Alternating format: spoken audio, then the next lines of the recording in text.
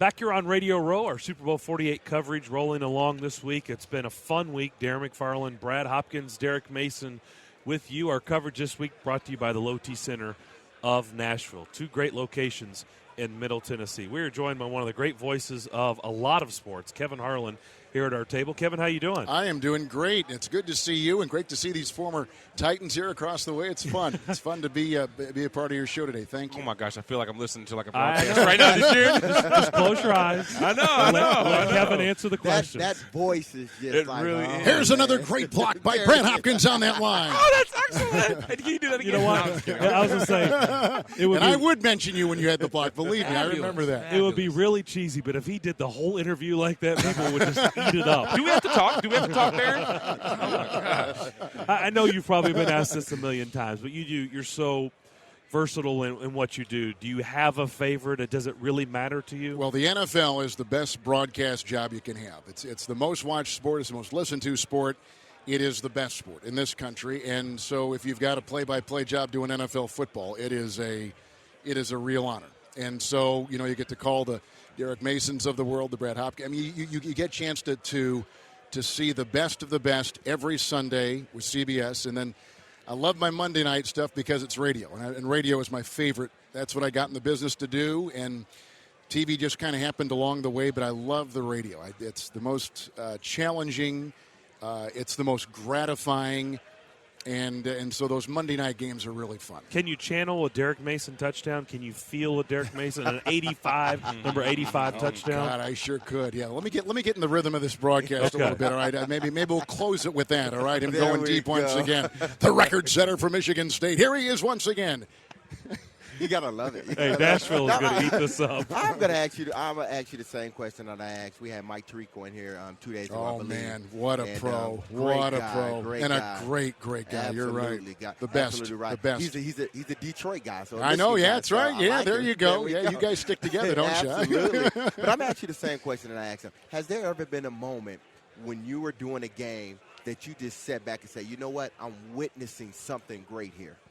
Well, I used to do the Kansas City Chiefs before I went to CBS and Fox, and Joe Montana was there my last year. I did the Chiefs on radio for 9 years in Montana. Had just joined the Chiefs, and they made it all the way to the AFC Championship game, lost to the Buffalo Bills. And I felt like, and Marcus was on that team too, Marcus Allen. So I kind of felt like doing that team at that stage. Marty Schottenheimer was coaching them. That was a pretty special team. They were really good. And historic. I mean, these are two Hall of Famers to be. So I guess going from that point to watching Peyton Manning now, there's a little bit of that. There's a little bit of watching this like living legend quarterbacking, knowing he's kind of changed the position of quarterback. I mean, you guys, offensive guys, the way he pre-snap reads the defense, the way he studies, the way he conducts that offense, to me, is something that I haven't seen a quarterback do. Now, guys have had better arms, have been more athletic, but he's a special guy. And I guess I really appreciate what he's done for that position. And we'll look back on him, 10, 15 years from now and say that was a landmark type of guy, Peyton Manning. So I guess I kind of feel like that. Those moments are special. Kevin Harlan was special enough to stop by here at our table on Radio Row here. You guys got a good spot here, right in the middle. Right smack see in the everything, middle. man. Oh man! I want to talk some current events with you right quick. I was doing my homework and polishing up a little bit on Kevin. Well, Harlan. You went to Illinois. It's exactly. The Harvard of the Midwest, of course. Gosh, you're so smart. But the event I wanted to get to was a situation that we found that was actually most talked about this week. Richard Sherman and his whole jarring back and forth between Michael Crabtree.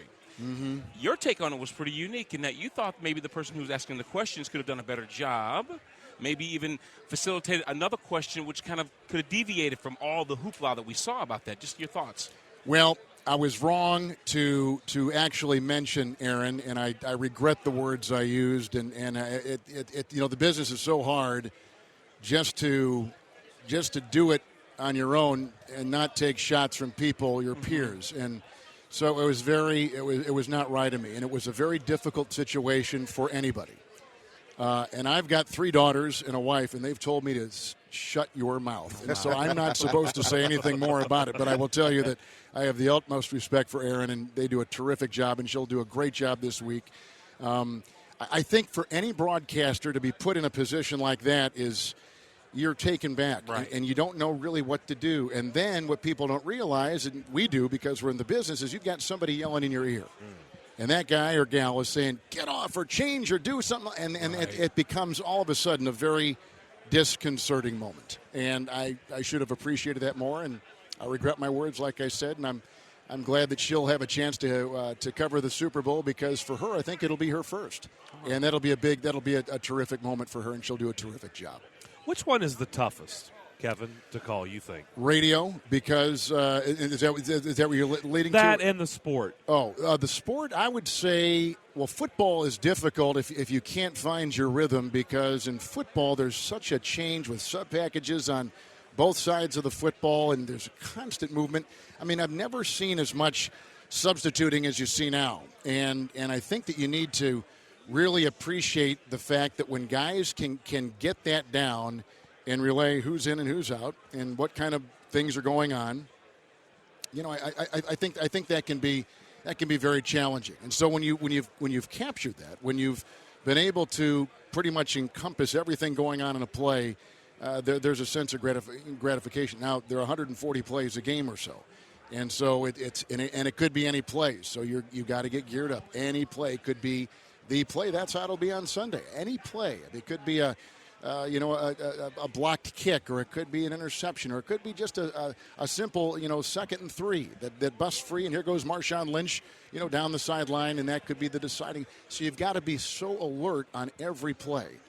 But it's challenging and yet very gratifying. I didn't really think about that or factor that in until you said it. You're right. Today's game in 2014, college and pros, you've got these hurry-up offenses. I mean, they're all saying on the field, you don't have the break that you used to have in between plays. It's very tough.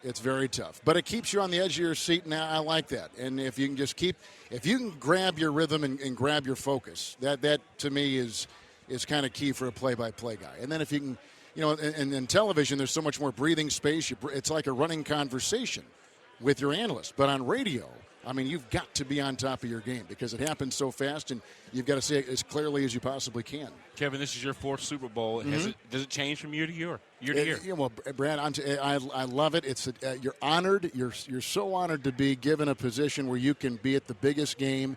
We've got 700 some stations that are carrying the game. It's going to be heard all over the world, and I do.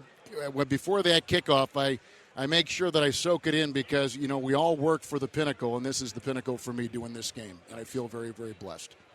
Well, usually I end the interview, but if you guys want Kevin to end it, that would be fine. Oh, there we go go. Ahead. End it. Well, we just put you on the spot. Yeah, right. Put you on the spot. What do we want to Here's say? Steve McNair dropping. I love Steve McNair. How about the game against the Giants when he had the broken ribs? That were you with the team? fractured him. Oh, Yeah. yeah. Cracked ribs, and he took the shots, and they wore off in the third quarter. That was against the Chiefs, was it not? No, it was the Giants It was in the Giant Giants. Stadium. Okay. Yeah. And he came in. You guys won that game. Were you with the team at that time? Yeah. Yeah. He was a puppet That was the dog. 2-point conversion. Oh, Yeah. that's right. Yeah. There's Hey. a block by Brad Hopkins. Back to pass goes McNair. Launches one down the sideline. Caught by Derek Mason. He's at the 30. Look at him fly to the 20. Down to the 10, the 5. It's a touchdown. That's excellent. I mean, do we need to say anything else? No. Go ahead and drop the mic. Go ahead and drop Kevin the mic. Harlan, a All right, walk-off. guys. Thanks for doing Fabulous. this. Great to see you.